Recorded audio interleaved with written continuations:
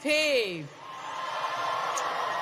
It is so good to be here with all of you. I want to start by thanking my longtime friend and colleague, my collaborator and partner in so many important causes. Hazel Dukes is a treasure not only for New York, but for the NAACP and for our country. Thank you so much, dear Hazel. I want to thank your chair, Rosalind Brock. Thank you so much, Madam Chair. Your president and CEO, Cornell Brooks, and everyone here today, including all the elected officials who have already appeared before you and those who will be addressing you during this convention. And I have to start by saying we all know about that other convention happening up in Cleveland today. Now, my opponent in this race may have a different view, but there's nowhere I'd rather be than right here with all of you.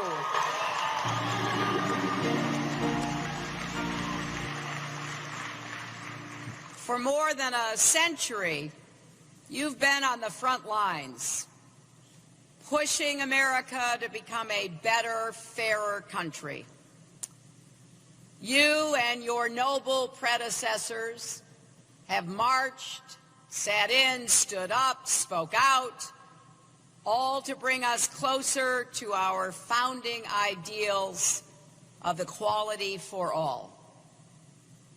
And yes, we have made progress. We can see the results in classrooms where children of all races sit side by side, in boardrooms and break rooms, where workers of all backgrounds are able to earn a living and support their families, at every level of government, where more and more the people we elect to represent America actually look like America, and of course, in the White House with our wonderful President and First Lady and their daughters, Barack and Michelle Obama.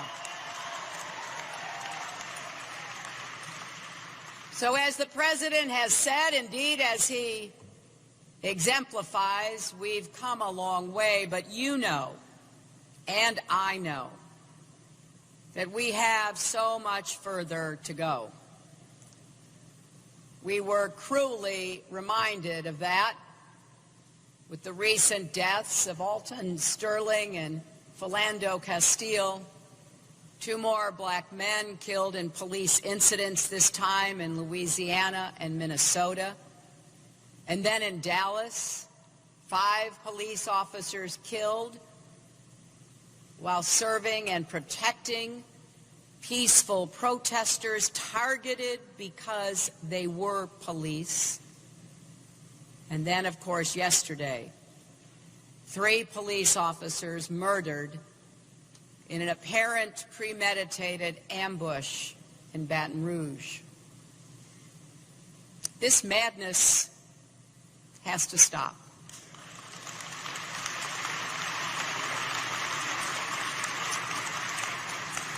Watching the news from Baton Rouge yesterday, my heart broke. Not just for those officers and their grieving families, but for all of us. We have difficult, painful, essential work ahead of us to repair the bonds between our police and our communities, and between and among each other.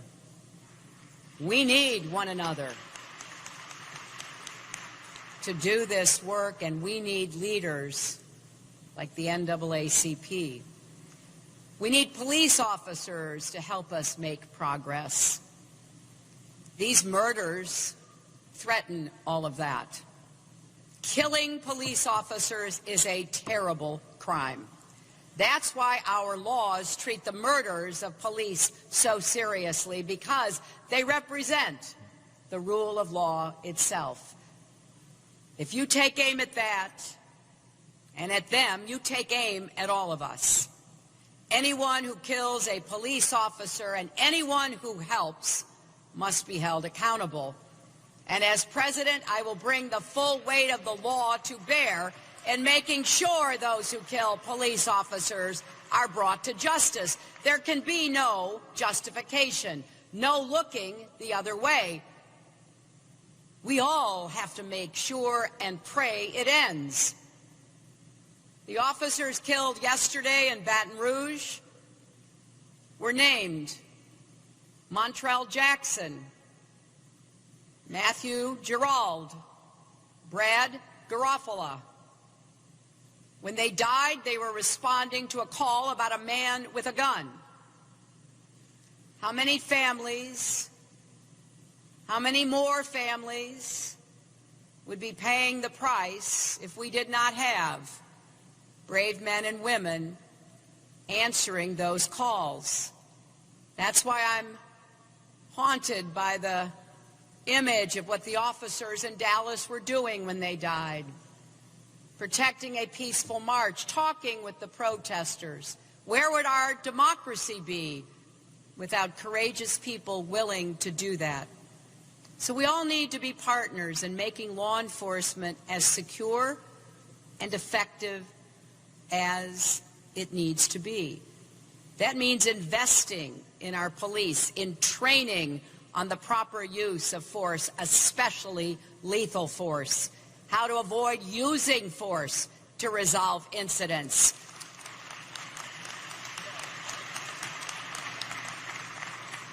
Officer safety and wellness, everything they need to do their jobs right and rebuild trust with their communities. I've said from the beginning of my campaign that will be my priority as president. And perhaps the best way to honor our police is to follow the lead of police departments across the country who are striving to do better. The deaths of Alton and Philando drove home how urgently we need to make reforms to policing and criminal justice. How we cannot rest until we root out implicit bias and stop the killings of African Americans.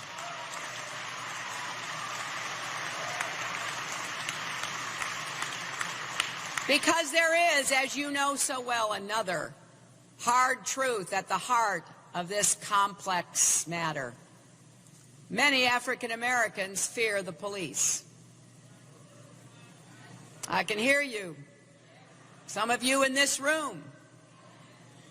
And today there are people all across America sick over what happened in Baton Rouge and in Dallas, but also fearful that the murders of police officers means that vital questions about police-community relations will go unanswered.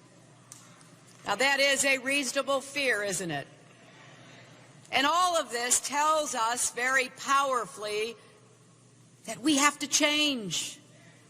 Many police officers across the country agree with that. But it can only happen if we build trust and accountability. And let's admit it, that gets harder every time someone else is killed. So now is the time for all good people who agree that these senseless killings must end to stand up, speak out loudly and clearly. I know that the NAACP and so many of you individually will do all you can to help our nation heal and start the work together to meet these challenges when there is respect for the law and when everyone is respected by the law.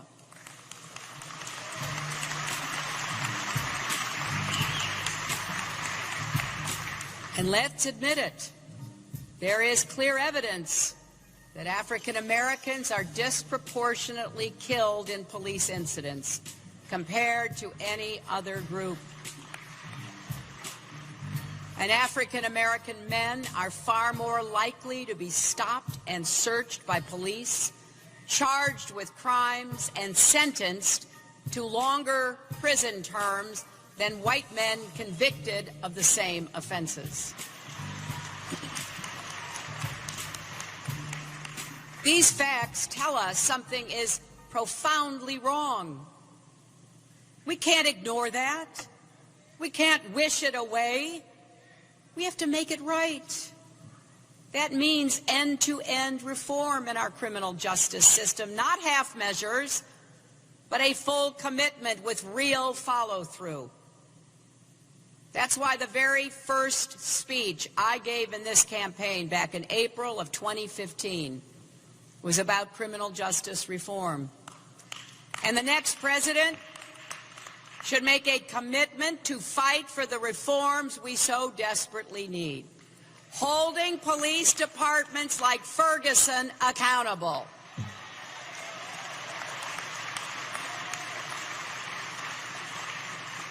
Requiring accurate data on in-custody deaths like Sandra Bland.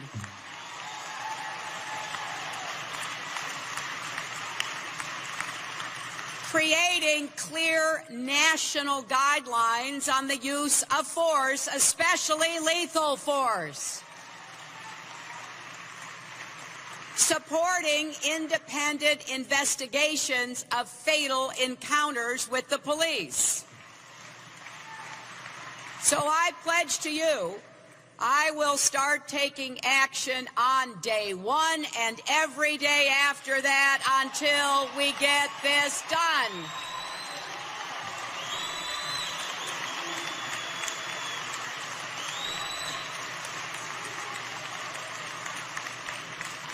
And you know what?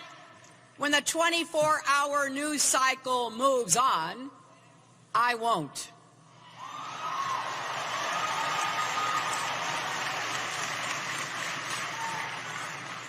This is too important. This goes to the heart of who we are. This is about our character as Americans. That's why we also need to fix the crisis of mass incarceration, eliminate the disparity in sentencing between crack and powder cocaine, dismantle the school-to-prison pipeline that starts in school and diverts too many African-American kids out of school and into the criminal justice system instead of giving them the education they deserve to have.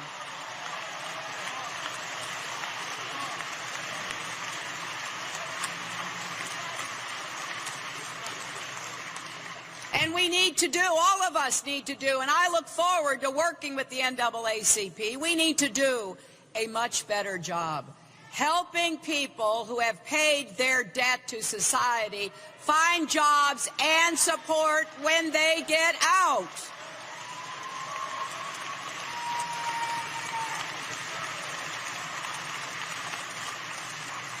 You know, America is well known, and we want to be a land of second chances.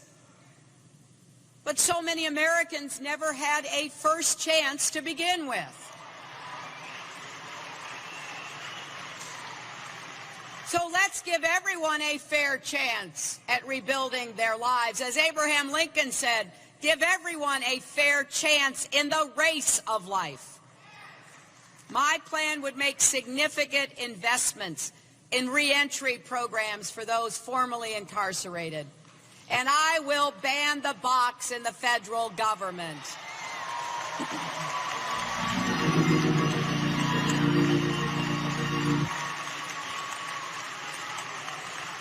People deserve a real shot at an interview instead of being told no right out of the gate. And then beyond criminal justice, we must fight for common sense reforms to stop gun violence.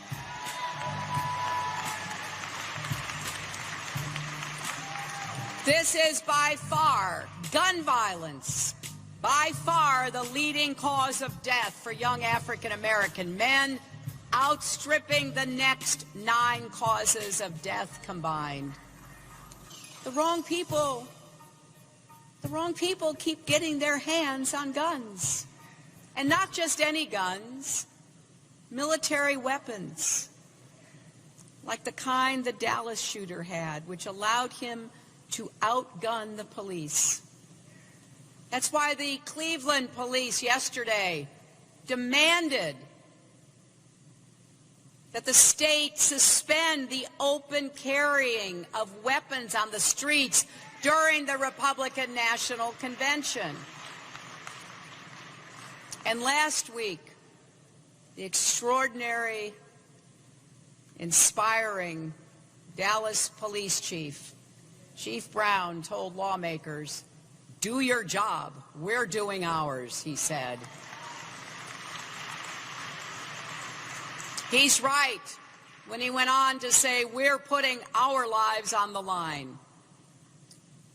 We've got to do better, and people who should care about protecting police officers should be committed to getting assault weapons off the streets to start with.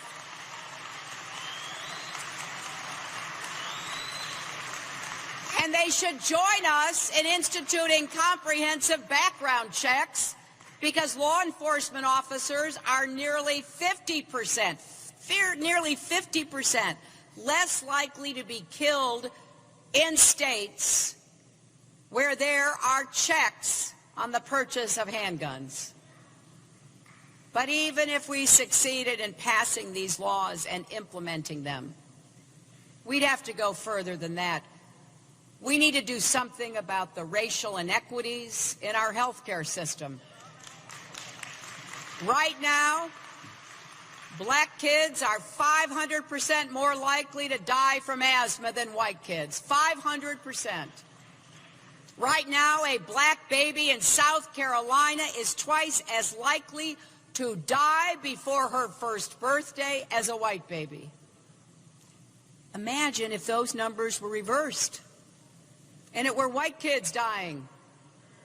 Imagine the outcry and the resources that would flood in.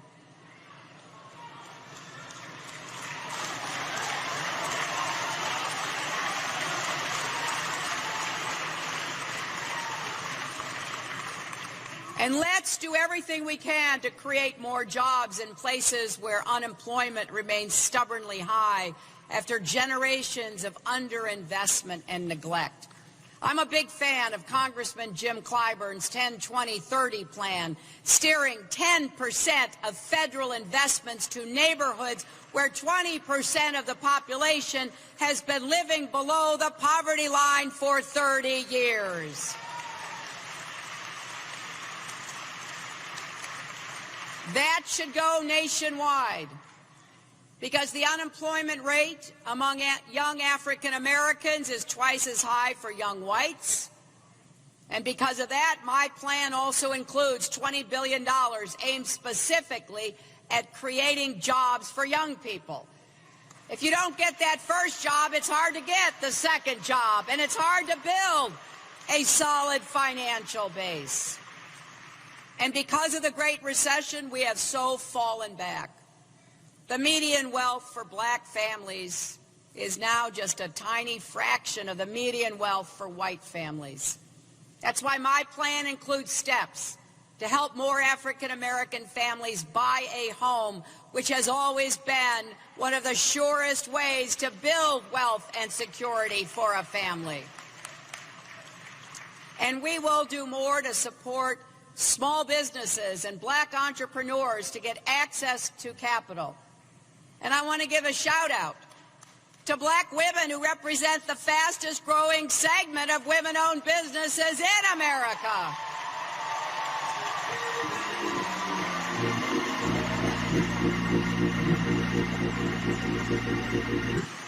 I want to unleash all of that energy and all of that talent.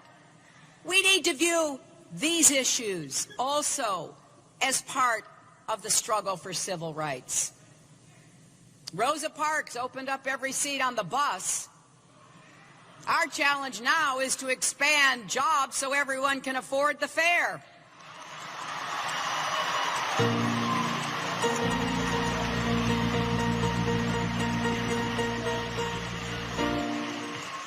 That the bus route reaches every neighborhood and connects every family with safe, affordable housing, good jobs, and quality schools. I know none of this will surprise those of you who know me. I do have a lot of plans. You can go to my website, HillaryClinton.com, and read our full agenda. Because you see, I have this old-fashioned idea. If you're running for president, you should say exactly what you want to do and how you will get it done.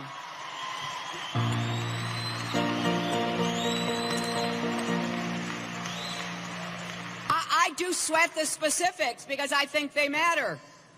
Whether one more kid gets health care, one more person finds a job, or one more woman entrepreneur gets access to capital to follow her dream, those just may be details in Washington, but it really matters to those people and their families.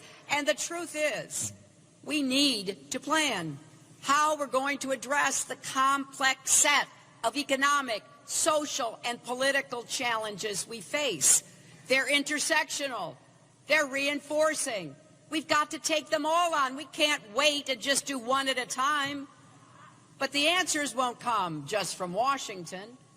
Ending systemic racism requires contributions from us all, especially those of us who haven't experienced it ourselves. Now, I've been saying this for a while now. I'm going to keep saying it because I think it's important. We white Americans need to do a better job of listening when African Americans talk about the seen and unseen barriers you face every day. We need to recognize our privilege and practice humility, rather than assume that our experiences are everyone's experiences.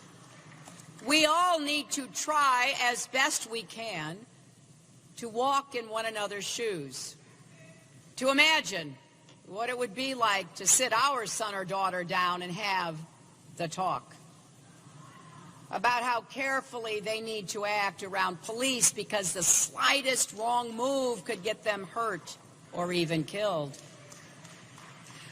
Let's also put ourselves in the shoes of police officers, kissing their kids and spouses goodbye every day and heading off to a dangerous job that their families pray will bring them home safe at night.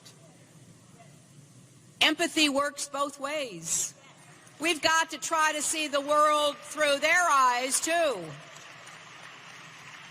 When you get right down to it, that's what makes it possible for people from every background, every race, every religion to come together as one nation. It's what makes our country endure. And in times like these, we need a president who can help pull us together, not split us apart.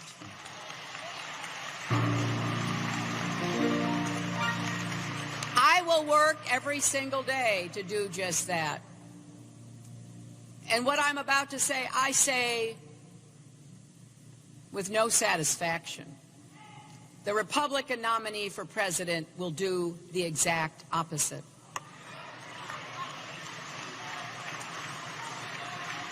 Now, he might say otherwise if he were here, but of course he declined your invitation.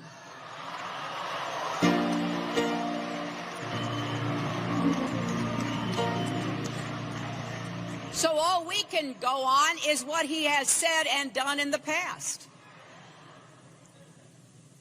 Donald Trump led the movement to delegitimize our first black president, trumpeting the so-called birther movement. Donald Trump plays coy with white supremacists. Donald Trump insults Mexican immigrants. Even an American judge born of Mexican heritage. Donald Trump demeans women. Donald Trump wants to ban an entire religion from entering our country. And Donald Trump loves to talk to the press.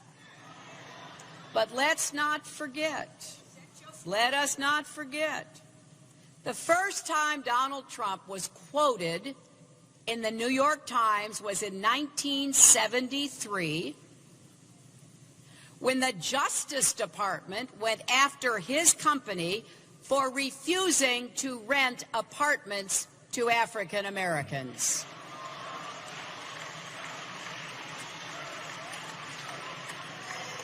It was one of the largest federal cases of its kind at the time. And when federal investigators spoke with Trump's employees, they said they were instructed to mark rental applications from black people with a C for colored. By now, we've heard a lot of troubling things about Donald Trump, but that one's shocking. This man is the nominee of the party of Lincoln, and we are watching it become the party of Trump. And that is not just a huge loss to our democracy, it is a threat to our democracy.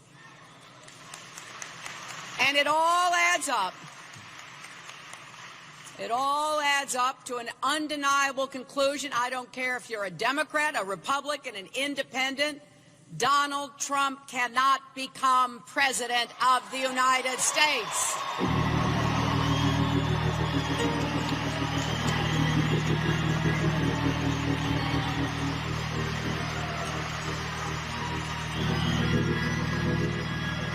And you know, that's why we've got to work together to get the vote out this fall. You know that better than anyone. That's why the theme of this conference is Our Lives Matter, Our Votes Count. I agree with both of that. And now I think your votes count more than ever. That's why we've got to stand up against any attempt to roll back the clock on voting rights. Encourage everyone we know to stand up and be counted in this November election. As Dr. King said, our lives begin to end when we become silent about things that matter. None of us can afford to be silent with so much at stake. That's why here today I am pleased to announce a nationwide drive to get 3 million people to register to vote and commit to vote in this election.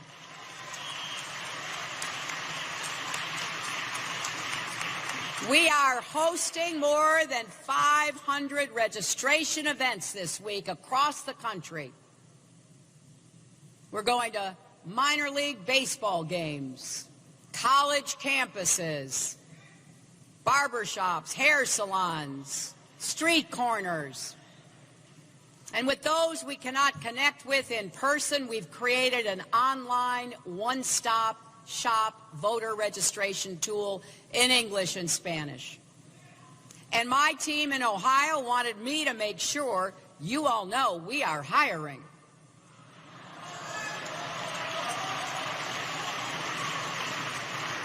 We actually have a recruiter here today. He's got a table set up in the hall. We're hiring paid organizers to help us get out the vote and get our message across, all across Ohio. So please, spread the word. We want great people on our team. That's the way we're going to be successful. We're not the red team or the blue team. We're the American team, and it's time we start acting like it.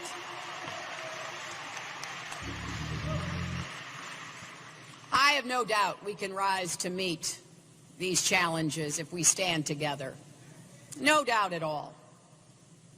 And if we are looking for inspiration, Let's go to one of the officers killed yesterday. 10 days ago, Montrell Jackson, a young African-American police officer in Baton Rouge, posted a message on Facebook. He wrote so honestly and powerfully about the struggle of being black and wearing blue in today's America. I'm tired, physically and emotionally, he wrote. In uniform, I get nasty, hateful looks. And out of uniform, they consider me a threat. He went on, these are trying times. Please don't let hate infect your heart. I'm working in these streets. So any protesters, officers, friends, family, or whoever, if you see me, Montrell said, and need a hug or want to say a prayer, I got you.